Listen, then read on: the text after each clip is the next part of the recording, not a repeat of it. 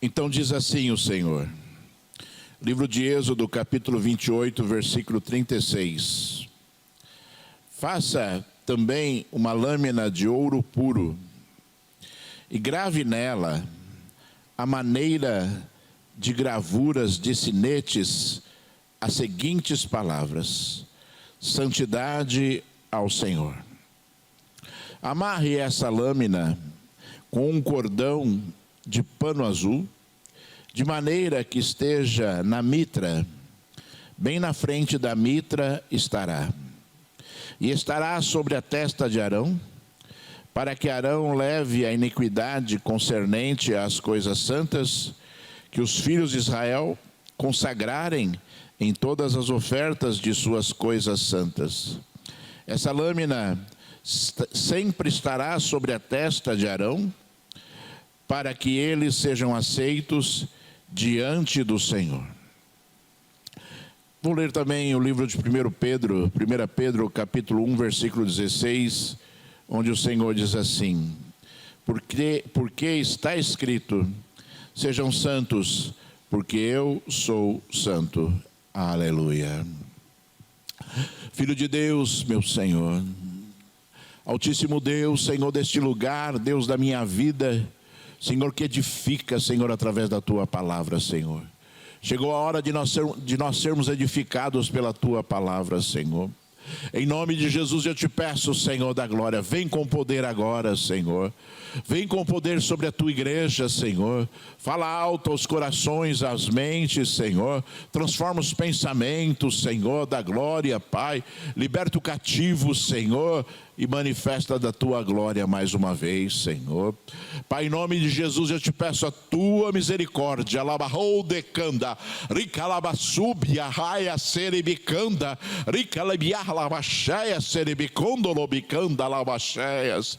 Oh Deus, em nome de Jesus, Senhor, abre a minha mente agora, Senhor. Em nome de Jesus, Senhor de toda glória, Pai, abre os meus ouvidos, Altíssimo. Oh Deus, exaltado e glorificado, meu Pai, mexe nas minhas emoções, Senhor, transforma o meu coração agora, Senhor Deus Todo-Poderoso, Pai, e usa, Senhor, Pai, os meus lábios e a minha voz, Senhor, para a glória do Teu nome, somente para a glória do Teu nome, Senhor da glória, Pai, em nome de Jesus Cristo, Filho de Deus, que assim seja, meu Senhor. Deus seja louvado, seja exaltado e seja glorificado para todo sempre. Aleluia, graças a Deus. Diga graças a Deus. Amém, glória a Deus. Deus seja louvado. Irmãos amados, os irmãos sabem, nós comentamos aqui no domingo passado a respeito ali daquele avivamento ali na Universidade de Asbury, ali nos Estados Unidos, na cidade de Wilmore. E eu vou confessar para os irmãos, esse avivamento ele terminou com 17 dias ininterruptos de adoração a Deus ali, né, numa faculdade ali nos Estados Unidos. Eu vou confessar para os irmãos que eu fui tremendamente impactado por este evento, estando a milhares de quilômetros de distância daquele lugar. E eu assisti assim, né, quando era transmitido ao vivo ali, aquelas reuniões, 17 dias continuamente adorando ao Senhor, né, começando ali com alguns jovens, conforme nós comentamos, e terminando ali numa cidade dos Estados Unidos com 6.000 habitantes, irmãos, uma cidade minúscula, 6.000 habitantes, sendo invadida por mais de 200.000 pessoas tentando entrar naquele ambiente para adorar a Deus e para louvar a Deus naquele grande avivamento que estava existindo ali. Filas imensas e enormes ali tentando entrar, né, naquele lugar, naquele ambiente onde estava sendo realizado ali aqueles momentos de adoração. E na cidade não cabia carro. A polícia e o prefeito da cidade foram pedir para que o evento parasse porque não cabia mais carros na cidade. Para vocês terem uma ideia, não tinha onde pôr carros na cidade, né, porque pessoas do mundo inteiro, né, queriam participar um pouco desta reunião de avivamento que estava acontecendo ali. E é interessante, irmãos, porque naquele lugar onde estava sendo realizado aquele trabalho de avivamento, era um lugar, é um auditório e é um lugar de culto ali também, onde é uma universidade cristã, uma universidade assim com vínculos na igreja metodista, e ali naquele lugar, naquele ambiente, tinha assim, bem alto assim, como se fosse aqui nesse lugar onde está escrito Jesus, estava escrito ali, santidade ao Senhor. E John Wesley, né, que é o fundador do metodismo, é quem pregava muito isso, a santidade, né? E é natural que aquela frase existisse ali, porque é uma universidade que tem vínculos com o metodismo, como eu falei. Mas aquela frase, né, eu lendo ali aquela frase e vendo aquela multidão ali, adorando e louvando a Deus, eu senti assim, né, algo tremendo, porque são coisas que realmente transformam a vida do ser humano. A santificação, a adoração, o louvor a Deus, né, transforma a vida do ser humano. Nós lemos aqui, irmãos amados, um trecho da palavra do Senhor, aonde Deus estava estabelecendo ali o primeiro sacerdote, né, Arão, o primeiro sacerdote. Arão era irmão de Moisés e foi ali ungido por Deus como o primeiro sacerdote. Né? Você sabe que Moisés, Arão, obviamente, que eram irmãos, são da tribo de Levi, e daí saíram os levitas, que são homens separados por Deus para servirem ao Senhor. A Bíblia diz que os levitas, eles eram pessoas separadas para Deus para servirem ao Senhor. Então os sacerdotes só podiam ser da tribo de Levi, os ministros de louvor só podiam ser da tribo de Levi, os ministros que serviam no templo ali, no tabernáculo de Deus, só podiam ser da tribo de Levi, né? Deus estabeleceu então um vínculo com essa tribo de Israel, a tribo de Levi, para que servissem. E é interessante porque quando Josué conquistou ali, né, toda a nação de Israel, e distribuiu ali as terras, cada pedaço de terra de Israel foi distribuído para uma tribo de Israel. O Senhor Deus não permitiu que a tribo de Levi tivesse uma parte da terra de Israel. Então, a terra de Israel foi dividida em 11 pedaços, e a tribo de Levi não levou nenhum pedaço, e Deus falou assim, Deus justificou esta atitude dizendo assim, né, que a herança da tribo de Levi era o Senhor. E todas as tribos deveriam sustentar, né, a tribo de Levi em todos os sentidos, dando moradia, dando terras, dando ali, né, para que eles serviam ao Senhor e trabalhassem para Deus, sustentassem ali, né, com as suas ofertas e com ali tudo que Deus colocasse no coração deles. E Deus, quando chamou Arão, ele instituiu diversas regras no sacerdócio. Porque o nosso Deus é aquele, irmãos amados, que ele não deixa de falar. O nosso Deus, ele sempre fala aquilo que está no coração dele, né? O nosso Deus jamais te deixará ignorante em relação à vontade dele, em relação àquilo que você deve praticar na sua vida. Nosso Deus, ele é sempre claro e nítido naquilo que nós devemos saber. E Deus instituiu ali todas as regras do sacerdócio, instituiu também as vestes do sacerdote. Então existiam assim diversos critérios para que a veste do sacerdote ela fosse sempre da mesma forma e tivesse ali, né, sempre os mesmos objetos, né, na veste. Cada uma simbolizando algo de Deus, e nós não vamos entrar nisso aqui essa manhã. Eu queria falar a respeito só, né, de algo que Deus colocou de forma plena sobre a vida do sacerdote, que fazia parte da sua veste, que era uma parte ali da mitra, né, aquele chapéu, né, que o sacerdote ele tinha que vestir. E o Senhor Deus disse assim: façam uma peça de ouro, né, uma faixa de ouro, e a carimbem com uma frase: santidade ao Senhor. E essa faixa de ouro, ela tem que ficar sobre a mitra, e ficará sobre a testa de Arão, e todos que olharem para ele lerão esta frase, simbolizando, obviamente, uma postura, né, de uma pessoa para Deus, em relação a Deus, e também aquilo que, né, Arão faria com as ofertas, com os sacrifícios que as pessoas traziam ali para o tabernáculo, no caso ali, né, no deserto, quando aquele momento estava acontecendo.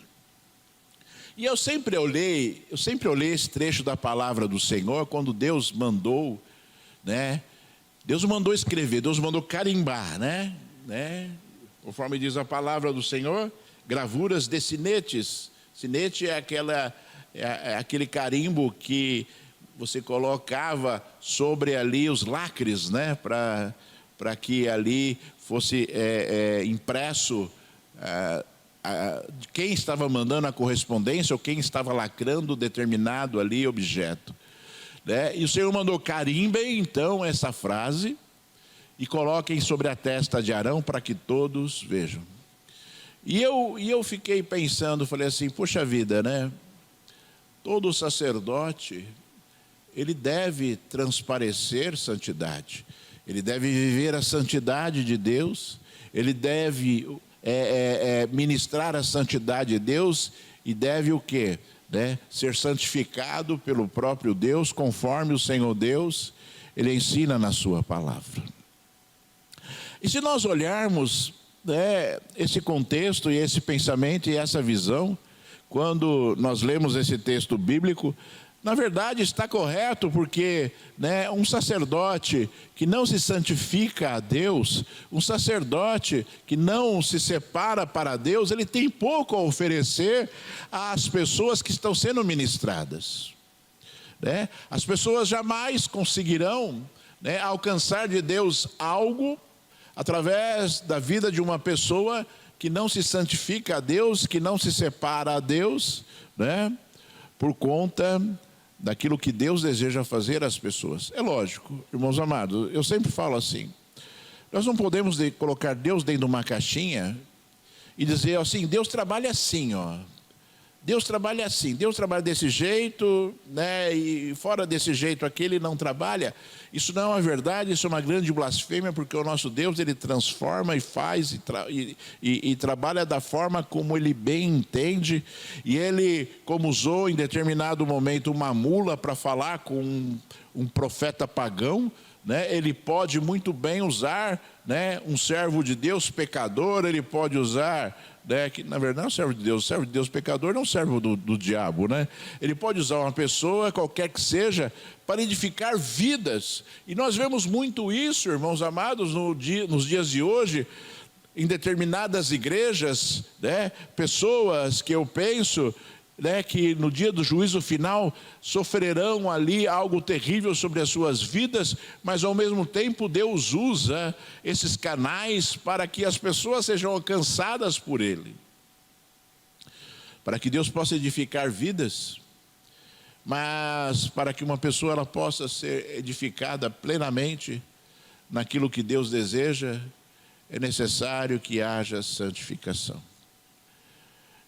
E a santificação, irmãos, ela deve fazer parte da nossa vida, da minha vida, da sua vida, porque na verdade esse não é um pensamento que Deus tem para somente os sacerdotes, muito pelo contrário, né? Nós vimos aqui, eu fiz questão de ler o trecho em 1 Pedro, capítulo 1, versículo 16, onde Pedro diz, né, porque está escrito, sejam santos porque eu sou santo. E depois, se nós olharmos o livro de Hebreus, no capítulo 12, versículo 14, você vai encontrar, segui a paz com todos e a santificação, sem a qual ninguém verá o Senhor. Então, aquilo que parecia ser restrito ali aos sacerdotes, quando Deus estabeleceu aquela regra, né, na verdade, ela é muito mais abrangente do que nós imaginamos, e nós sabemos e entendemos que essa é uma necessidade de todo aquele que entrega a sua vida ao Senhor. E você compreenda isso porque, né, o cristianismo hoje, ele ficou muito banalizado e as pessoas acham que poderão alcançar ao Senhor e que poderão ouvir a voz de Deus de qualquer jeito, e às vezes se emocionam tanto, né, durante um louvor, e às vezes se emocionam tanto durante uma ministração, e na verdade não passa de emoções. Não passa de uma emoção momentânea, tanto é que quando a pessoa sai da igreja, ou aquele momento ele se extingue e acaba, e a pessoa sai daquele ambiente, a pessoa ela volta a viver a mesma vida que ela vivia, ou seja, aquela emoção, né, que não deveria ser emoção, mas deveria ser um grande sentimento espiritual, né? Deveria ser um impacto espiritual, né? Aquela emoção ela não tem alicerce, ela não tem, né, força para que a pessoa possa efetivamente realizar aquilo que Deus deseja na sua vida. E nós como cristãos, irmãos, nós precisamos, sabe, compreender o nosso papel em relação a Deus e em relação ao mundo todo, né? Se nós não olharmos para Deus e entendermos, né, que o desejo de Deus para as nossas vidas é que nós nos aproximemos dEle, que nós ouçamos a voz dEle diariamente e que nós apresentemos a Ele adoração conforme Ele deseja das nossas vidas, né, de uma forma verdadeira e de uma forma que nós estejamos ali discernindo aquilo que nós estamos fazendo, nós vamos falhar, irmãos. Nós não vamos conseguir atingir o coração de Deus e nós não vamos conseguir fazer aquilo que Deus deseja para as nossas vidas. Onde você encontra um diagnóstico muito ruim, sabe, daquilo que as pessoas deveriam viver e não estão vivendo, né? Nós, em primeiro lugar, nós entregamos a nossa vida a Deus e nós vivemos segundo esta entrega. Não adianta você, sabe, querer viver uma vida com Deus sem Deus. Não adianta você querer viver uma vida com Deus se você não se aproxima de Deus e se você não se consagra a Deus. Porque se santificar significa se consagrar. E como é que eu me consagro? E como é que eu me volto para Deus? E como é que eu me santifico? O Senhor Deus, Ele revelou assim coisas assim tremendas na sua palavra em relação a isso, e Ele disse assim, que é dele que nos santifica, que é Ele que nos santifica, né? A palavra de Deus nos santifica, que é Ele que nos santifica, ou seja, sem Deus nós não vamos conseguir nos santificar. Sem que Deus trabalhe na nossa vida, nós não vamos conseguir nos santificar. E como é que Deus vai trabalhar na nossa vida se nós não damos espaço para que Deus faça uma obra maravilhosa de santificação em nós? Porque o ser humano, ele é aperfeiçoado pelo Espírito Santo de Deus. E todas as vezes, irmãos, todas as vezes que nós deixamos de lado as coisas que são de Deus para priorizar as coisas que são do mundo, nós estamos deixando, né, que uma obra do Espírito Santo seja feita na nossa vida, né? E é incrível porque o ser humano ele está se contentando com muito pouco de Deus. Ele está se contentando com algo que é insuficiente para edificar a sua vida, para que a pessoa possa ter uma fé inabalável, conforme é o desejo de Deus, uma fé inabalável. Quando Paulo falou assim, né? Já não vivo eu, mas Cristo vive em mim. Isso tem uma força tremenda, irmãos. Essa é uma confissão ou um testemunho tremendo, né, de um homem que foi impactado por Deus e que vive Deus, e que vive as coisas que são de Deus na sua vida. E Paulo, irmãos, né? Paulo não era muito diferente do que nós somos. Isso que eu queria te chamar a atenção. Paulo era homem, né? Que, né, tinha um discernimento incrível de Deus, uma inspiração incrível do Espírito Santo de Deus, mas, né, que ele sofreu muitas aflições nesse mundo, até porque foi algo que Deus disse que aconteceria, né, quando Deus, né, estabeleceu ali sobre a vida de Paulo, né, a missão de levar a palavra de Deus aos gentios. Deus falou assim: eu vou mostrar para esse homem, né, o que é sofrer em meu nome, o que é sofrer por minha causa. E você sabe por que Deus fez isso? Porque Paulo foi um perseguidor, porque Paulo perseguiu a igreja, porque Paulo matou, Paulo arrastou crentes pelas ruas, Paulo apedrejou pessoas, né, e matou pessoas, né, por conta do testemunho de Jesus. E Deus falou assim: eu vou levar esse homem para pregar a minha palavra para os gentios, e ele vai ver o que é sofrer pelo meu nome. Aí você fala assim: puxa vida, né? Deus é assim, irmãos. Sabe, tudo que nós fazemos neste mundo gera uma consequência espiritual. Por mais amado que nós somos de Deus, você é extremamente amado por Deus. Você é extremamente amado por Deus. Deus te ama. Talvez você não consiga nem perceber a amplitude desse amor, porque talvez você ache que Deus está longe, porque você não vê Deus, porque você tem dificuldade em conversar com Deus e de ouvir a voz de Deus. Mas Deus te ama com um amor transcendente, né? E esse amor não impede que Deus pratique justiça sobre a sua vida, simplesmente porque Deus é santo.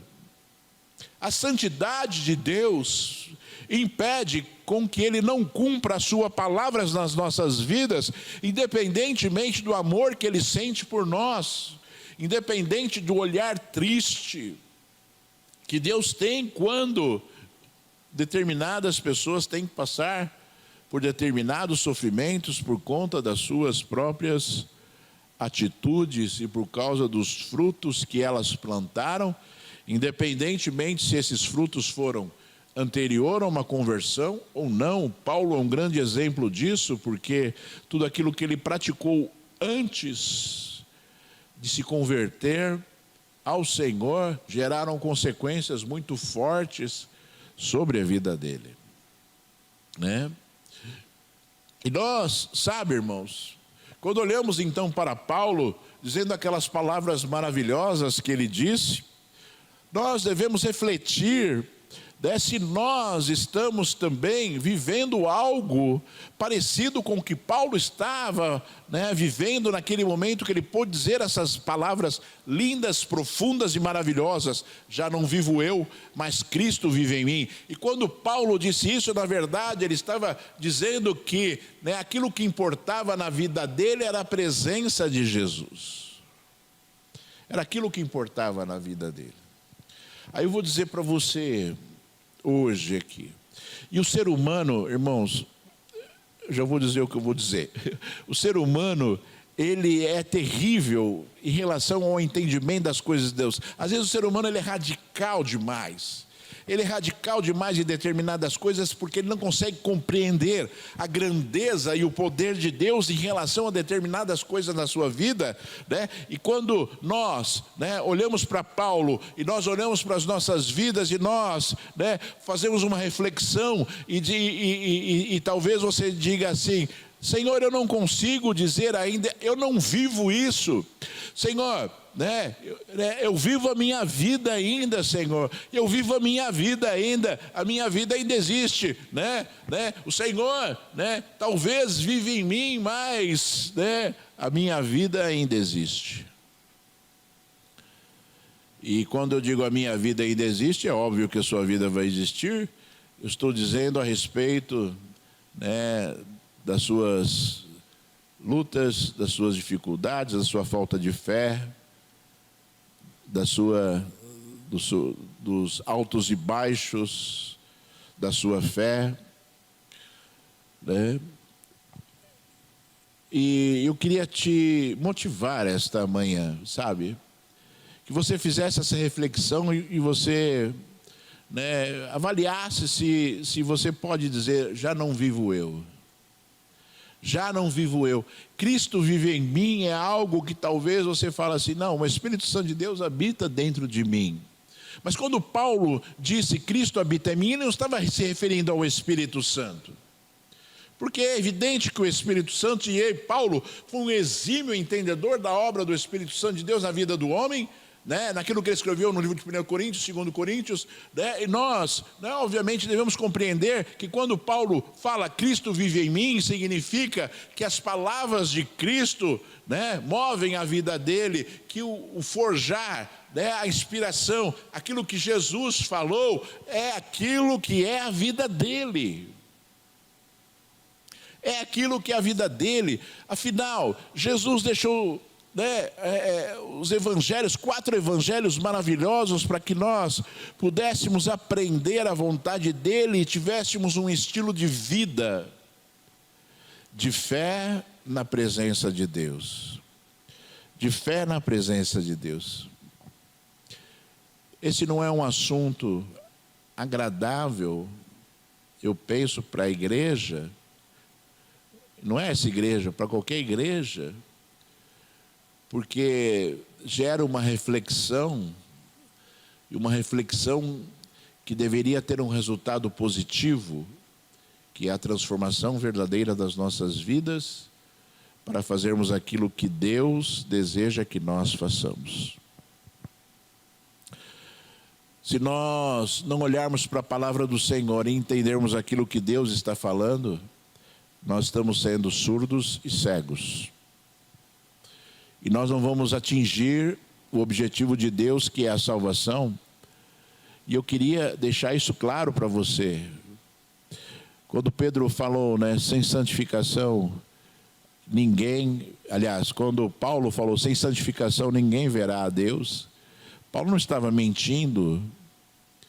Paulo não estava, né, falando algo simbólico. Paulo estava dizendo algo de forma muito clara, que existe uma condição para que nós, né, nos acheguemos diante de Deus, para vivermos as coisas santas dele, para conseguirmos a salvação. Ninguém verá a Deus. Ninguém verá a Deus. Ninguém verá a Deus neste mundo e no mundo vindouro, né? Talvez exista uma grande dificuldade espiritual na sua vida hoje, para você viver as coisas de Deus neste mundo. E eu quero te dizer que isso é um grande alerta, um alerta para você que está me ouvindo, né, que nós temos que viver as coisas de Deus neste mundo, para depois podermos viver as coisas que são de Deus no mundo vindouro. Se você não viver as coisas de Deus neste mundo, se você não viver aquilo que Deus falou nesse mundo em relação a Ele, você não vai conseguir atingir o objetivo de Deus, que é te salvar. Que é te salvar, e que é te salvar, sabe? Eu estava olhando, conforme nós já dissemos aqui, aquele movimento de avivamento de Asbury, e eu começava a pensar assim, né? Nós já fizemos aqui na igreja um momento maravilhoso, que foram 100 horas de oração ininterruptas. 100 horas de oração ininterruptas nós fizemos aqui há alguns anos atrás. E para mim já foi um marco maravilhoso, porque foram mais de 4 dias que nós entramos em oração sem parar, né? Buscando ao Senhor, fazendo um revezamento, cada um nas suas casas, mas fazendo algo que eu penso que foi tremendo em relação a Deus, né? E eu comecei a pensar sobre aquele evento maravilhoso, né, que me impactou tremendamente, conforme eu já disse para os irmãos, né? E eu comecei a pensar assim, né? Será que as pessoas, quando olham isso que está acontecendo, estão sentindo a sede que eu estou sentindo? Ou estão sentindo a fome que eu estou sentindo? E quando eu comecei a ver, sabe, pessoas do mundo inteiro querendo ir para aquele lugar e indo, eu vi diversos depoimentos de brasileiros que foram para aquele lugar, que saíram, viajaram só para ir àquele lugar. E para mim, né, poderia ser uma curiosidade das pessoas, mas para mim isso é fome. Isso é fome. Isso é fome de Deus. E talvez você esteja falando assim, mas pastor, eu não consigo ir lá. Esse negócio já acabou. Eu nem sabia que estava acontecendo, pastor. Mas eu vou dizer para você que você pode ter fome hoje. Eu vou dizer para você que você pode ter fome hoje. Que você pode ter sede hoje. Sabe? Eu vou dizer para você que você pode ter sede aqui, que você pode ter sede na tua casa, que você pode ter fome, né, na tua casa, né? Fome de buscar a Deus, fome de adorar a Deus, fome, sabe, né, de ouvir a voz de Deus através da sua palavra ou através de uma oração. Nós não podemos, sabe, olhar para as nossas vidas e achar muito bonito e lindo e achar que nós estamos fora de um contexto espiritual que Deus estabeleceu.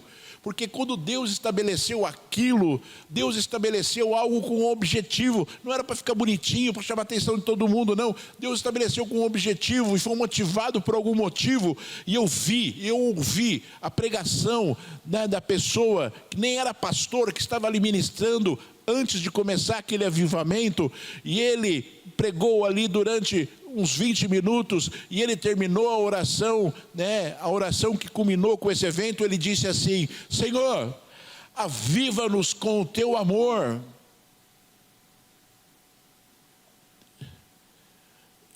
E eu acho que Deus olhou ali, né, uma frase, e ali os jovens, alguns jovens que estavam ali não quiseram parar de adorar a Deus depois que acabou o culto. E aí os jovens começaram a confessar os seus pecados, uns para os outros, demonstrando um arrependimento, que é uma condição para que haja o avivamento. E nós não podemos, irmãos, entender que nós estamos fora e longe disso. Conforme eu disse, eu gostaria que você, sabe, se colocasse, sabe, lá naquele auditório, né, e que você estivesse, sabe, tendo o mesmo sentimento que aqueles jovens tiveram, que começaram aquele trabalho, né, que começaram, né, aquele trabalho maravilhoso. E eu ouvi, sabe, uma reportagem, né, do dirigente ali daquela faculdade, e perguntaram assim: quando é que o senhor vai mandar parar isso, né? Quando é que o senhor já está causando impactos? E ele falou assim: eu não posso mandar parar aquilo que eu não comecei.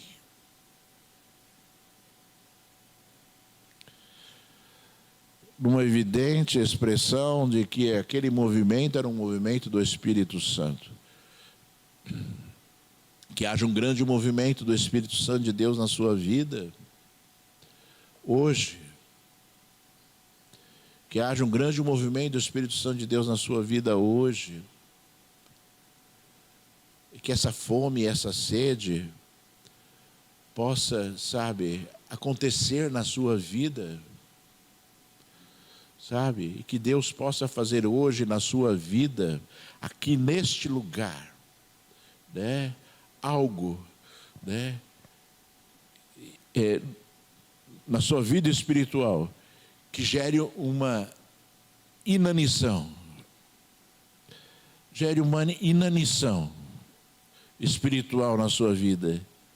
O que é inanição? Completa falta de alimento para que você tenha fome. Para que você tenha fome. E para que você deseje. E para que você busque. Né?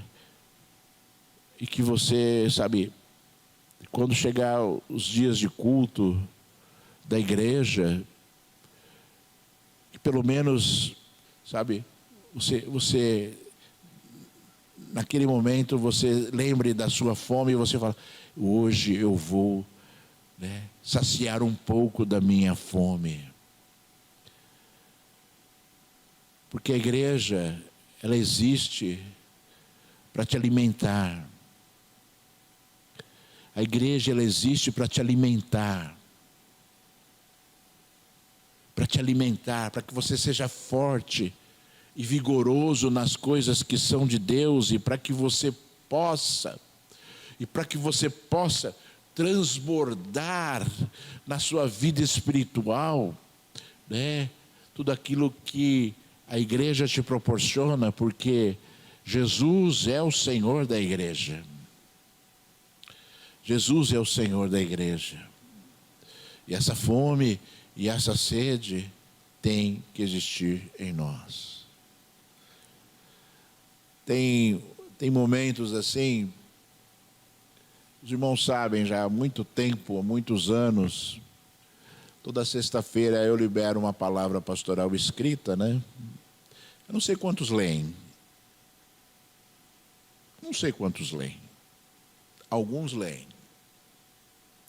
Se você não lê, você está perdendo de ser edificado pelo Senhor numa leitura que demora 2 minutos.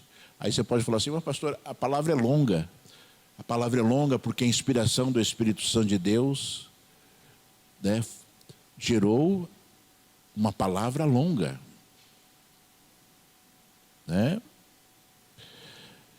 Mas todas as vezes que eu estou ali escrevendo a palavra pastoral, eu sinto muita alegria. E eu sinto o transbordar de Deus na mensagem.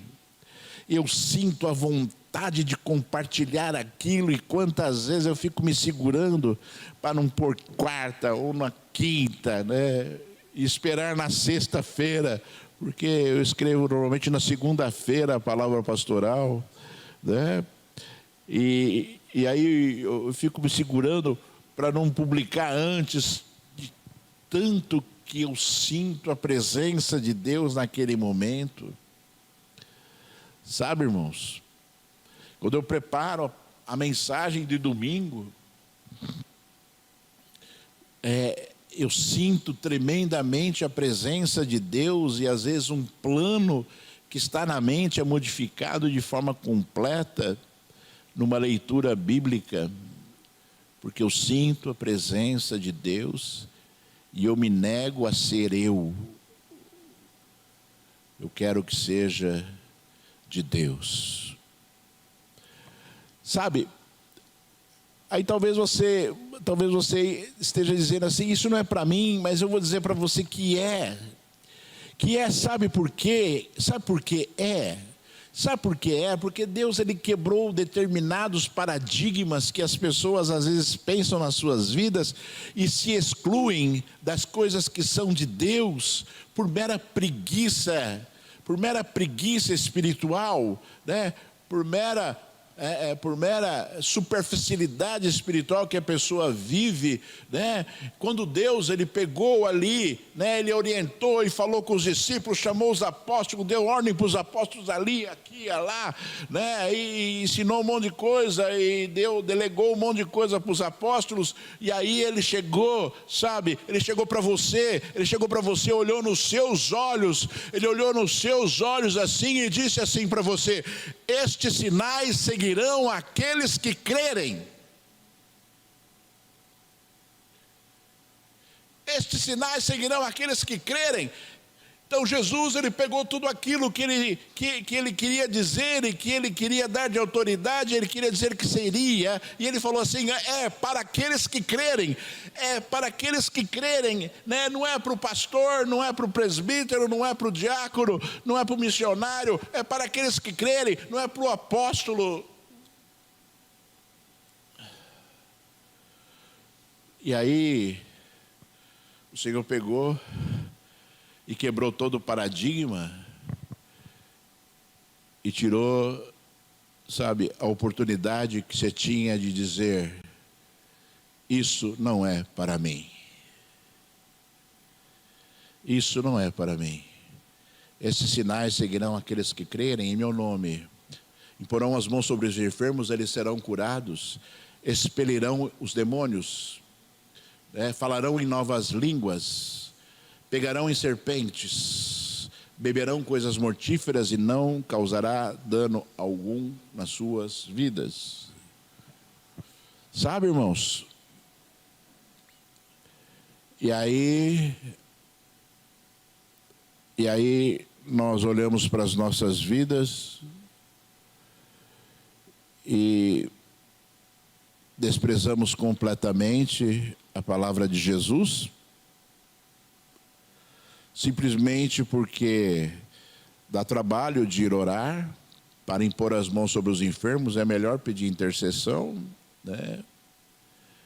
Tenho medo de expulsar demônios, né? Não busco os dons do Espírito Santo de Deus.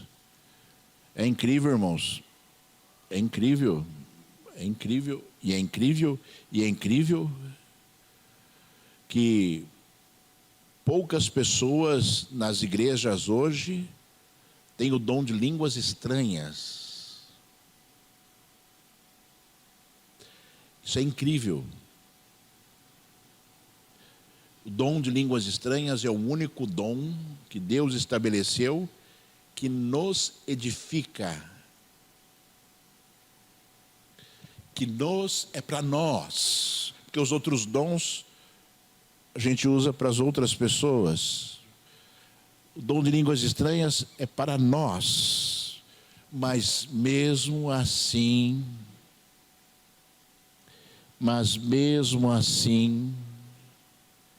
as pessoas rejeitam, mas mesmo assim as pessoas não buscam, mas mesmo assim as pessoas não querem ter o trabalho. Irmãos amados, nós temos que fazer movimentar o poder do Espírito Santo de Deus nas nossas vidas. Nós temos que fazer movimentar o Espírito Santo de Deus para que nós possamos ser edificadores de vidas. Para que nós possamos ser pessoas que geram coisas boas de Deus para as outras vidas. E a Bíblia diz que o dom de línguas estranhas é um sinal de Deus para os incrédulos. Porque as pessoas veem e ouvem aquilo e acham sobrenatural. E tudo que é sobrenatural atrai o homem. Nesse contexto espiritual, irmãos, eu gostaria que você hoje olhasse para a sua vida e desejasse se santificar, purificar a sua vida, se separar para Deus, viver as coisas santas, para que você verdadeiramente possa sentir a presença de Deus nas suas orações, porque o desejo de Deus, como eu te disse, é te encontrar todos os dias nas suas orações, e de vez em quando as pessoas não comparecem na presença de Deus, para que Deus possa ouvi-las e falar com elas. Inexplicavelmente as pessoas deixam de ir à presença de Deus, porque Deus sempre está lá. E o desejo de Deus é que isso aconteça, mas as pessoas, elas não se importam com os desejos de Deus, muitas vezes, e deixam de cumprir aquilo que Deus deseja. Cristo vive em mim. Você não pode dizer isso. Você não pode dizer isso se você não faz a vontade de Deus. Você não pode dizer que Cristo vive em você se você não faz a vontade de Deus. Começando pela vontade de Deus de te encontrar diariamente nas suas orações, conforme Deus fazia com Adão, que o encontrava todos os dias para conversar com ele. Deus não mudou. Deus não mudou. E assim como Adão tinha à disposição a presença de Deus, pelo sacrifício de Jesus, porque o véu foi rasgado, nós temos à disposição a presença de Deus nas nossas vidas. Assim como Adão entrava na presença de Deus ali, no lugar que Deus estabeleceu para aparecer a ele para conversar, nós podemos entrar na presença de Deus porque o véu, a separação já não existe, para podermos falar com o Senhor. Vamos começar com o básico, irmãos. Não tente ser um super-homem, comece fazendo as coisas pequenas primeiras para que depois elas se transformem em grandes coisas. Conforme nós dissemos aqui no domingo passado, alguns jovens começaram um trabalho em Asbury que terminou com mais de 200 mil pessoas.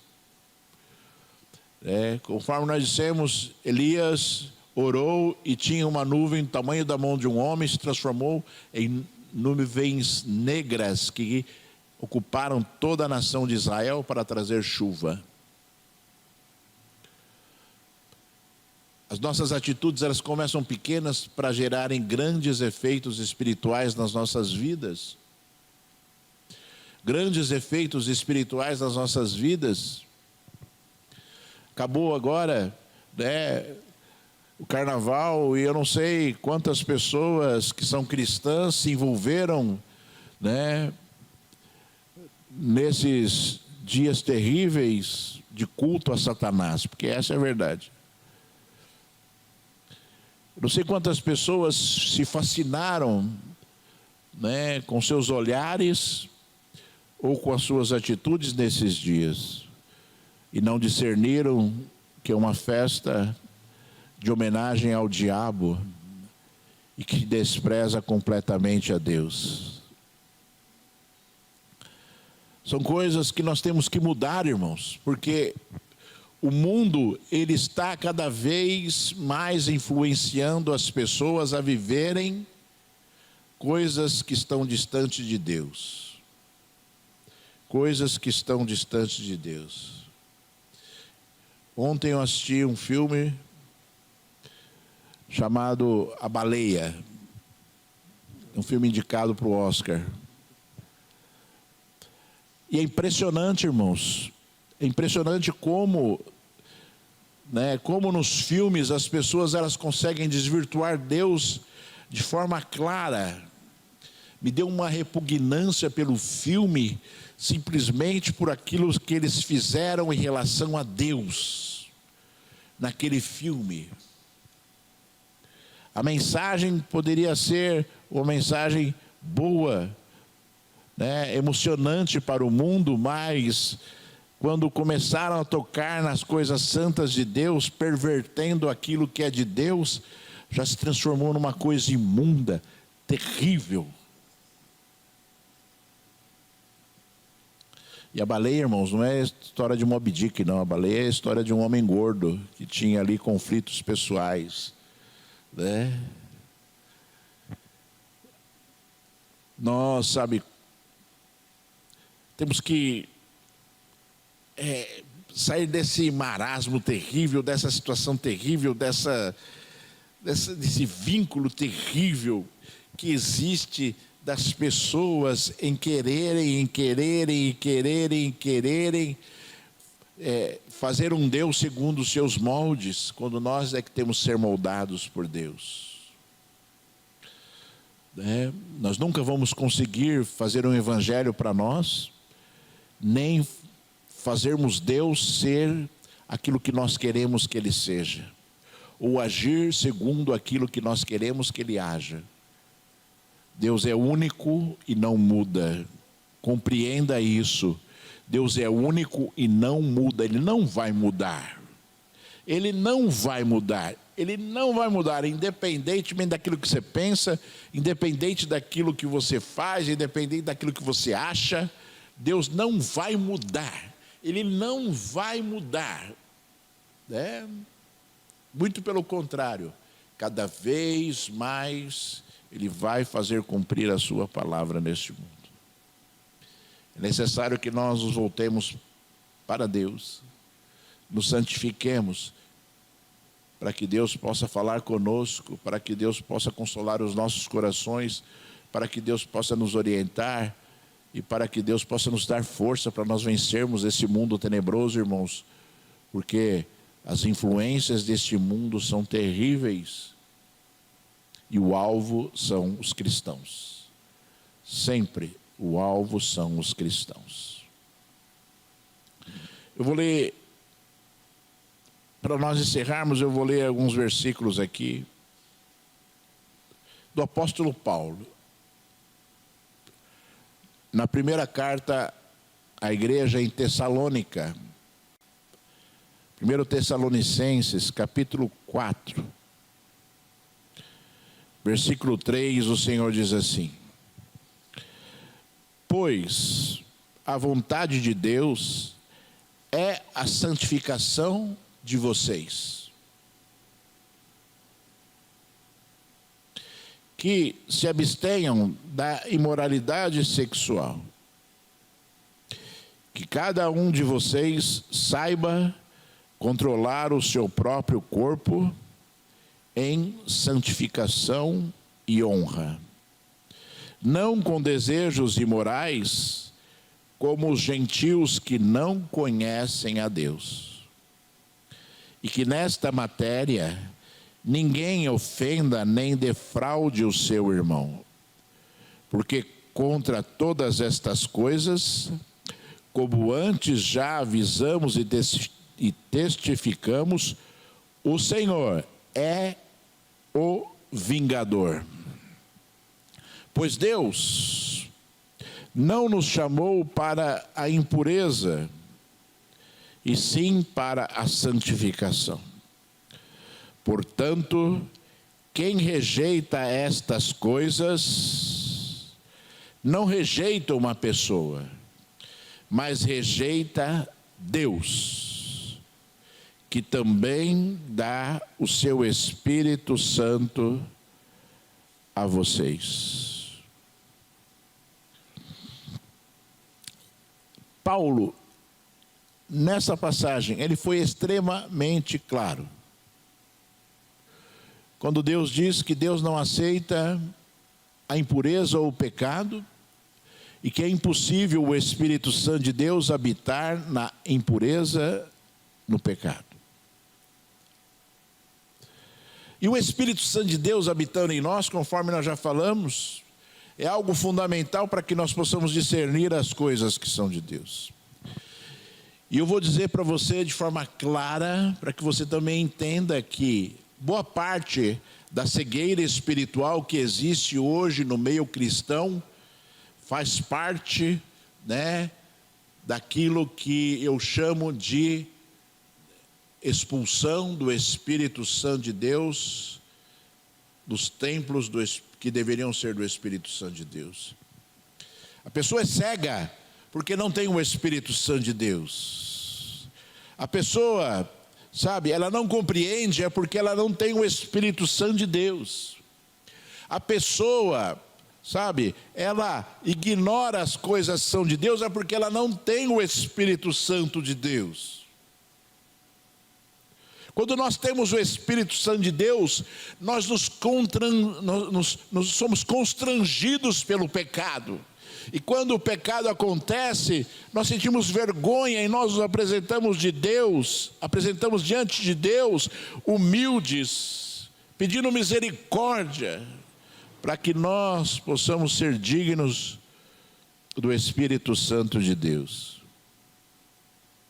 para que nós possamos ser dignos do Espírito Santo de Deus.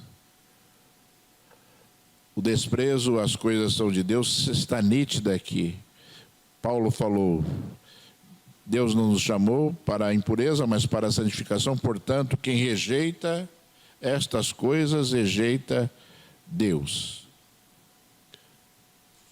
Rejeita Deus. O ser humano, ele procura, sabe,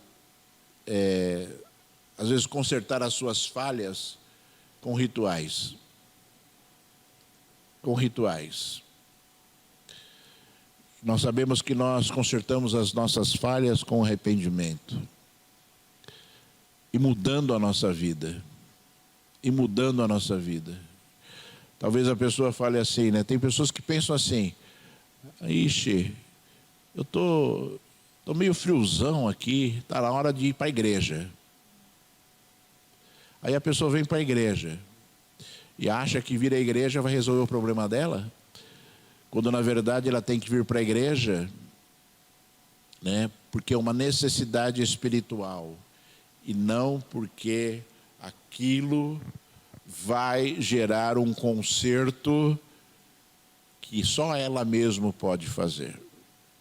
Então as pessoas, elas tentam resolver seus problemas com rituais, quando na verdade Deus jamais vai aceitar esse tipo de coisa.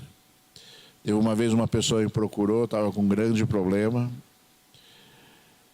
Ela não é dessa igreja. E ela falou assim, pastor, preciso conversar com o senhor. Aí marquei com a pessoa, foi em casa. Aí chegando lá, ela falou assim, pastor, eu estou sofrendo tanto, mas domingo eu assisti o culto lá na minha casa. Eu falei, poxa, que bom, né? Que bom, irmã, né? E a irmã vai na igreja, então, domingo que vem? Não sei, pastor. Ou seja, quando a pessoa ela sofre, ela tem uma necessidade, ela procura resolver essa necessidade, normalmente com rituais, sendo que o ritual não é a solução, mas o ritual é o cumprimento de uma necessidade espiritual. Eu vou na igreja porque eu vou adorar a Deus, eu vou na igreja porque eu preciso me alimentar espiritualmente, porque eu tenho sede e eu tenho fome. E a igreja é o lugar onde a minha sede e a minha fome é suprida. A igreja é um lugar onde eu posso extravasar, né, a minha adoração a Deus. Sabe, irmãos, a gente tem que ser verdadeiro, tem que compreender. O Espírito Santo de Deus, né, fala, e se ele não está habitando em você, né, que você conserte tudo aquilo que você tem que consertar, para que Deus possa habitar em você, e ele vai falar aos seus ouvidos e vai te orientar, para que você possa viver conforme Deus deseja que você viva. E só para terminarmos, quando nós falamos em santificação, nós falamos em separação. Não é perfeição, é separação. E a separação gera perfeição, né? Então, nos separamos para sermos melhores para Deus. Nos separamos para sermos de Deus. E quando você se separa para Deus, irmãos amados, infelizmente, você não vai conseguir sair do mundo. Quando você se separa para Deus, infelizmente você não vai conseguir sair do mundo. Porque seria bom, né? Me separei para Deus, saí do mundo, não vou viver as emoções, as lutas, as dificuldades, as responsabilidades que eu tenho nesse mundo. Você não vai conseguir fazer isso. Você vai ter que viver nesse mundo, vencendo as lutas, vencendo as dificuldades, vencendo a falta de fé, vencendo as emoções. Porque Deus te ajudará. E Deus fará com que essas coisas todas sejam superadas por você quando você se santificar a Deus. Não pense que quando você se separa para Deus, você vai se eximir de responsabilidades, por exemplo, de cuidar da sua casa, de cuidar da sua família. Muito pelo contrário, a santificação que está em você deve transbordar para a sua família, para que todos ali vivam um momento maravilhoso que você vive, e aí você vai, né, superar as dificuldades no seu trabalho, você vai superar suas dificuldades na sua escola, você vai superar suas dificuldades nas suas lutas, você vai superar todas as dificuldades, simplesmente porque Deus está contigo, te orientando e te conduzindo pelo caminho que você deve ir. Não tem segredos, irmãos. Nós só temos que viver aquilo que Deus diz na Bíblia. Eu vou orar por você agora. Eu queria que você ficasse de pé. Ou melhor, vem aqui à frente. Vamos ficar aqui à frente hoje.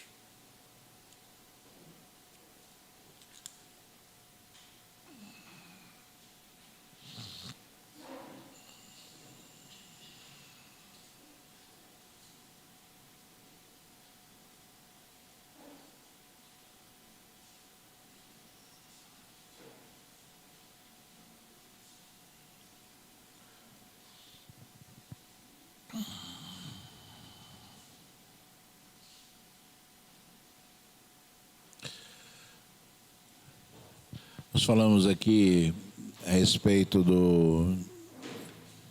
esses sinais seguirão os que crerem, né? Achei outro trecho da palavra do Senhor, para você entender que é com você que Deus fala, que é com você, que é você que Deus chamou. Então disse aos seus servos: a festa está pronta, mas os convidados não eram dignos. Vão, pois, para as encruzilhadas dos caminhos e convidem para o banquete todos os que vocês encontrarem. E saindo aqueles servos pelas estradas, reuniram todos os que encontraram, maus e bons, e a sala do banquete ficou cheia de convidados. Jesus falando em parábola, dizendo a respeito da festa de casamento que Deus havia preparado, que uma pessoa havia preparado para o seu filho, e ele mandou chamar os convidados, que eram escolhidos, e os seus servos foram, e cada um deu uma desculpa. Eu tenho um compromisso, eu vou estar ocupado, eu não vou poder ir, que eu vou estar viajando. E os servos voltaram e disseram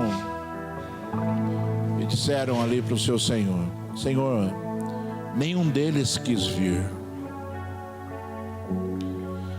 E a Bíblia diz que o homem ficou furioso.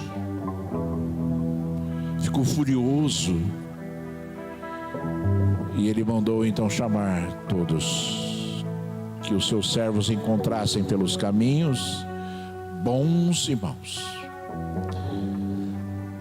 Deus me encontrou pelo caminho, né? Deus me encontrou pelo caminho. Eu acho que eu era um mau. Mas ele me encontrou pelo caminho. Ele me chamou. E eu fui para a festa. Aconteceu contigo isso também. Aqueles que deveriam ser os convidados, os judeus, não aceitaram.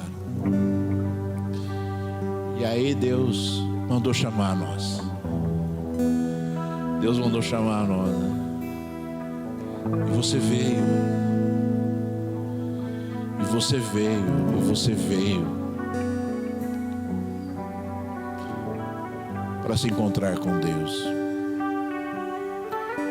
Todos os desígnios de Deus para o seu povo fazem parte da sua vida.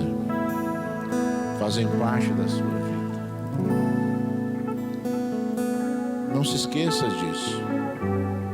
Nós temos um compromisso com Deus para vivermos as coisas dele neste mundo.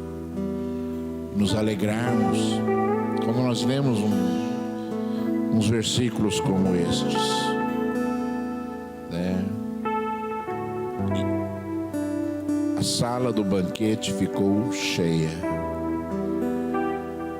Ficou cheia. Nós estamos vivendo esse banquete espiritual, irmãos, ao lado de Deus. Fiquei feliz com o que ela me falou, né? Eu falei assim: olha, irmã, eu vou dizer algo para você assim. Eu sou completamente imperfeito. Completamente imperfeito. Mas o meu coração é puro. Mas o meu coração é puro. As minhas atitudes talvez não sejam aquelas que estão no meu coração. Mas o meu coração é puro e meu coração Deus conhece. Eu nunca mais esqueci aquilo. E obviamente eu não me engrandeci, porque só a misericórdia de Deus que nos sustenta. E se Deus mostrou aquilo para ela, tinha um objetivo. E que você, persiga, que você persiga ter um coração voltado para Deus. Um coração voltado para Deus. Às vezes o nosso coração, ele é voltado para Deus, mas as nossas atitudes ainda, elas não conseguem ser como o nosso coração é. Mas isso deve acontecer somente numa circunstância: no teu crescimento espiritual, e não por negligência, por pecado, e não por leviandade espiritual. E Deus conhece a verdade. Deus conhece a verdade. Você jamais conseguirá omitir a verdade de Deus. Jamais. Eu vou orar por você e vou abençoar a sua vida mais uma vez. Mas eu gostaria que você se apresentasse diante de Deus. Que você falasse com o Senhor. Fale da sua vida, fale de você para Deus, fale dos seus desejos, fale que você quer ter fome. Ela quer ter fome é bom, né? Mas você me entendeu, né? Você me entendeu, né? Porque das outras coisas Deus supre as nossas necessidades. Deus vivo e Senhor, calabassubi alabaxéia, serebicanda alabalabalabaxéias. Deus, Rei da glória, Tu és o Senhor. Tu és aquele Senhor da glória que estabeleceu esse dia mais uma vez, Senhor. Tu és aquele que derrama o Teu Espírito Santo de Deus, Senhor da glória, Pai. Tu és aquele que derrama o Teu Espírito, meu Senhor, sobre toda a carne, Senhor Deus, como Tu disseste na Tua palavra, Senhor. Pai, em nome de Jesus, Senhor, Pai, eu oro em favor deste povo, Senhor. Eu oro em favor da Tua igreja, alabarroudecanda, alabassubi, alabaxéias, rica, alabalabalabaxéias, serebicanda, alabalabalabaxéias. Oh Deus, derrama óleo precioso sobre as cabeças mais uma vez, Senhor. Enche essas pessoas com Teu Espírito Santo, Senhor. Enche estas vidas com Teu Espírito Santo, Senhor da glória. Transforma suas histórias, Senhor da glória. Santifica-nos na verdade, Senhor. A Tua palavra é a verdade, Senhor da glória, Pai. Tu disseste, Senhor da glória, Pai. Tu disseste, Senhor da glória, Pai. Tu disseste, Senhor.